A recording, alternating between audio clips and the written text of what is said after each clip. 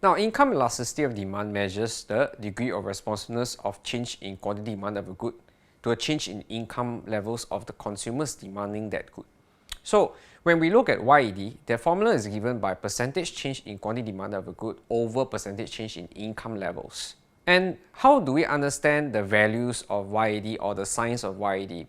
When we see a YED value that is negative, we call that an inferior good, because when the sign is negative, that means that when my incomes go up, I'm buying less of that good, and yet when my incomes go down, I'm buying more of that good. So what we will find is that when we talk about such good, these are what we call inferior goods, where you have a YED negative sign. And for normal goods, we have a positive sign. What are normal goods? You buy more of these things when your incomes goes up.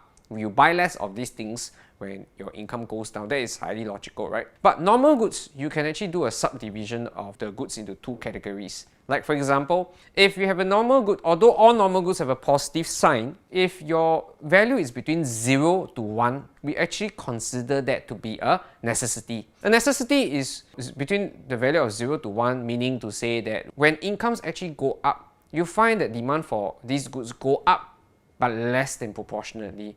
Whereas for luxury goods, you have a YED value of more than 1.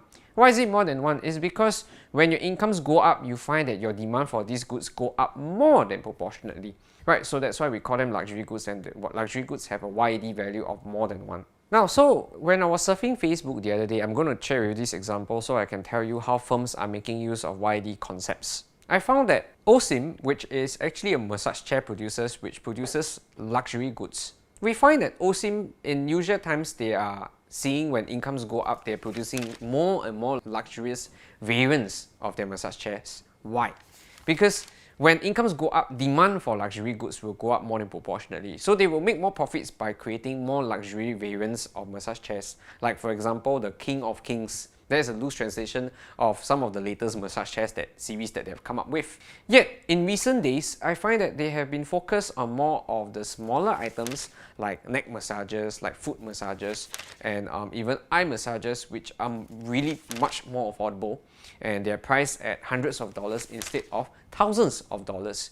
So these goods are more income inelastic in nature because they are less luxurious and more seen as a necessity. Although that's arguable whether or not they are necessities, but they are more seen as necessities by OSIM, which means their incomes are going to be less affected because demand for income elastic goods will decrease less than proportionately when incomes go down. And that is what's happening in recent times in the year 2020. And when we look at mobile phone manufacturers, you'll find that mobile phone manufacturers, they produce a series of phones. Samsung can take this approach. When incomes are going up, they can sell more of their high series mobile phones, which are considered more of luxury goods. And yet, actually, Samsung actually has lower tier mobile phones that cost less than $100. And these mobile phones, you can market them as inferior goods where demand actually increases when income levels are going down. So it can push for higher series phones when income levels are going up, and it can push for more affordable substitutes when incomes are going down.